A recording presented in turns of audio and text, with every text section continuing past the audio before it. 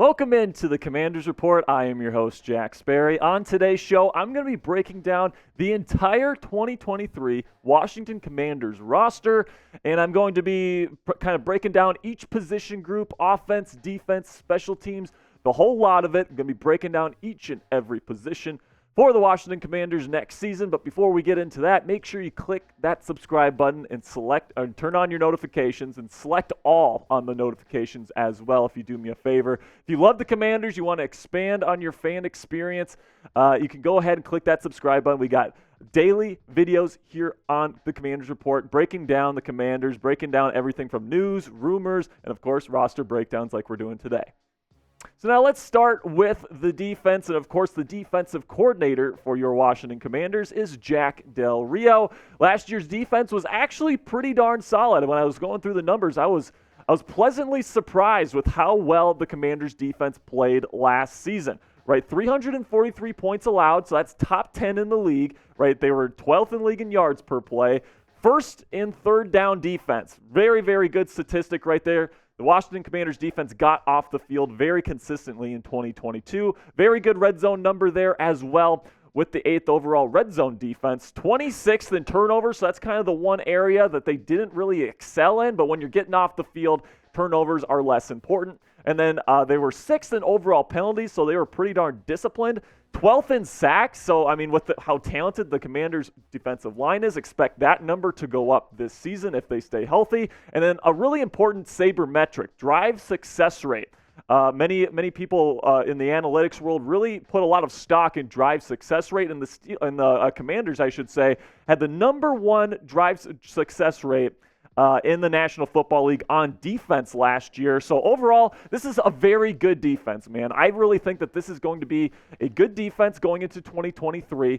And with some of the areas that they need to fill up over the offseason, I think they did a good job at addressing those needs. We'll start with the defensive line, where you can make the argument that this is one of, if not the most talented defensive lines in the National Football League, right? Chase Young, former number 2 overall draft pick. Everybody on this defensive line is a former first-rounder. Montez Sweat had a breakout season last year. Daron Payne and Jonathan Allen, both getting paid big money. Hopefully they live up to their contracts. They're both excellent talents there on the interior. If these four stay healthy, their pass rush should be absolutely nasty.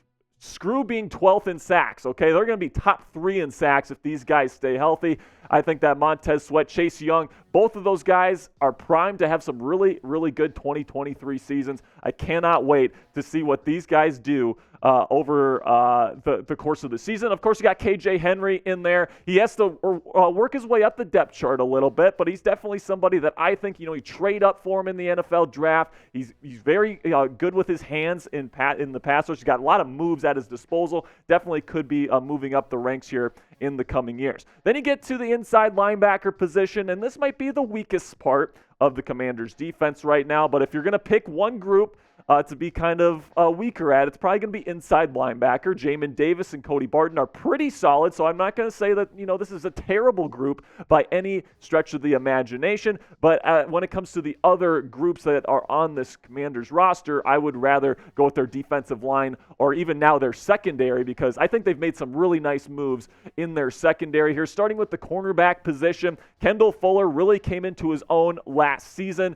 He was like the 11th highest graded cornerback in the National Football League last year. That's pretty darn good. You bring in Emmanuel Forbes, the skinny but very effective cornerback out of Mississippi State, draft him 16th overall. You bring in Jartavius Martin, could be playing nickel, could be playing free safety. We'll see what Ron Rivera sees for his future in Washington. And you've got some really nice depth here. Benjamin St-Juste, a real nice piece to have there on the bench, or potentially even start if he wins the job in camp. You bring in Cam Dantzler in free agency. Danny Johnson, another pretty darn good depth piece to have here in case one of these guys gets hurt. The secondary has been an issue for the Commanders over the last couple of years, and now I don't think that it's that much of a weakness. So I think that bringing in a guy like Emmanuel Forbes, having a guy like Kendall Fuller, I think that this secondary is going to be pretty darn good this year, and I can't wait to see what they can do, along with the safeties here, where you got Derek Forrest as your free safety. Maybe Jartavius Martin takes that free safety spot in camp. I guess we'll have to see.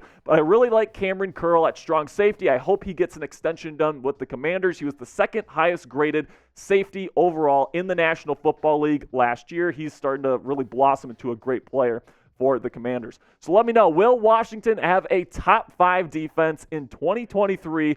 Give me a yes or give me a no. This is going to be a pinned comment on today's show. So whenever you get an ad break here, YouTube's going to throw you an ad break here. Take advantage of that time by answering today's question with a yes or a no. So in my opinion, there is absolutely no reason why the Commanders shouldn't have a top 5 defense this season. Last year, they were very effective on the defensive side of the ball, and I mean, that was despite an offense that just wasn't very good. So I think that with the offensive improvements that I'm expecting to see from Washington, plus you have everybody on the defensive line healthy again, and you have the additions in the cornerback room, I see no reason why this team can't have one of the best defenses in the National Football League. So now let's move on to the offense. And this was definitely the problem area for the Washington Commanders in 2022. Of course, you had the quarterback carousel. Scott Turner wasn't the most effective offensive coordinator in the world, which is why you fired him and brought in Eric Bienemy. You're hoping that Eric Bienemy, somebody that has had a lot of experience in this league as an offensive coordinator, can come in here and really turn this offense into a positive and not a negative, to kind of complement the Commanders' really, really nice defensive roster. So, of course, Bienemy's resume here, he's the offensive coordinator from the Chiefs over the last 5 years with Patrick Mahomes and Andy Reid.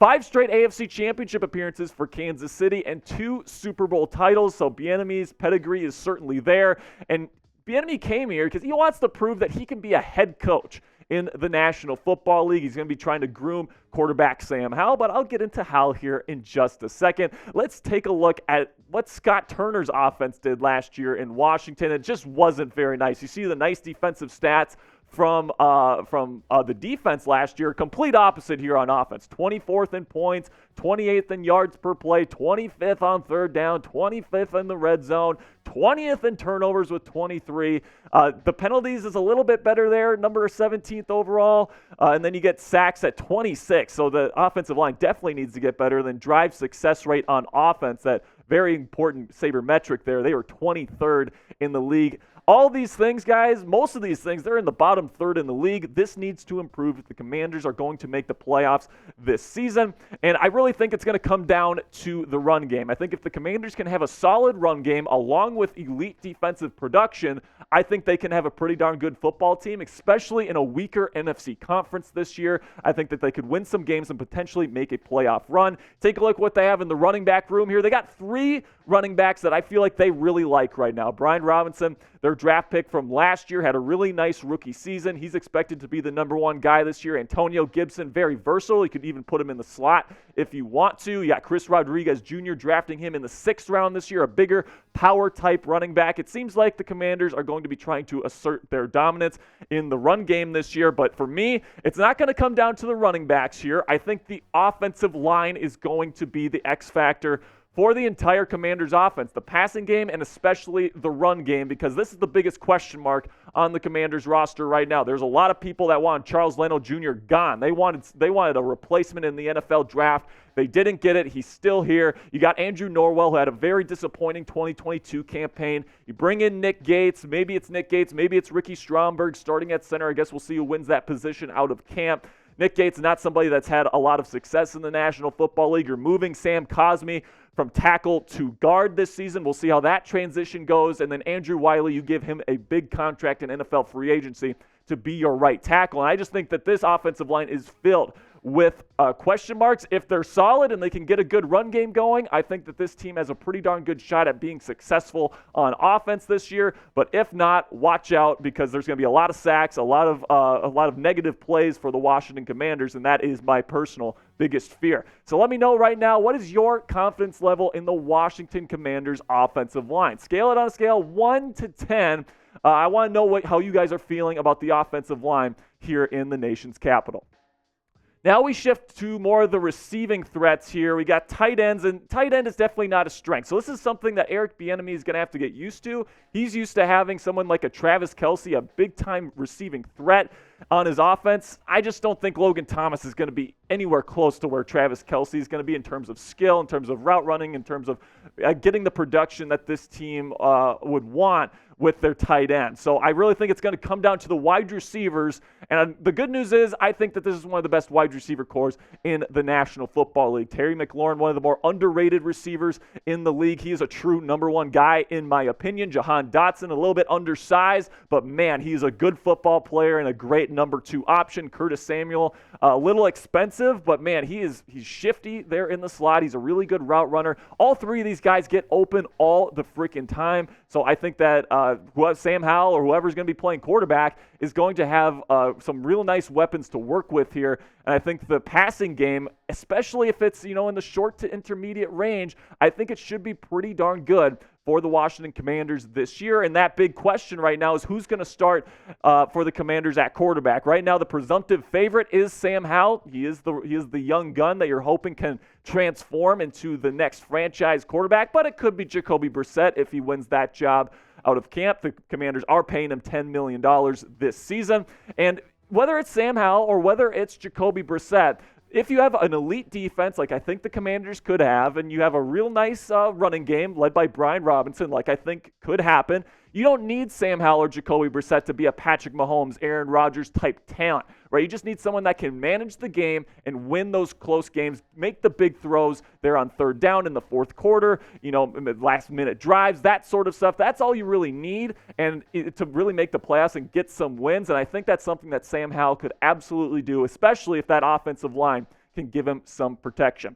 All right, so last but not least here, this is the moment you've all been waiting for here. Let's check out the Commanders special teams unit here. Really got Joey Sly as their kicker, Tress Way, the Pro Bowler, punter, and then, of course, Cameron Cheeseman, the all-pro name team long snapper right there for the Commanders. Love Cheeseman as the long snapper. And when it comes to the totality here, bringing it all together, let's talk about Ron Rivera and what's going to happen with him this year, because I really do think it's playoffs or bust for Ron Rivera, the head coach, because you're bringing in Josh Harris and his group of minority owners to kind of bring a new era of Washington Commanders football, and they're going to want somebody that they think is really a competent head coach. And with multiple years in the job now, you're trying to win now. This is a year that the Commanders need to make the playoffs, or I think those new owners are going to want to get their guy at the head coaching position. Ron Rivera needs to convince them that he is their guy, and I think the way that you do that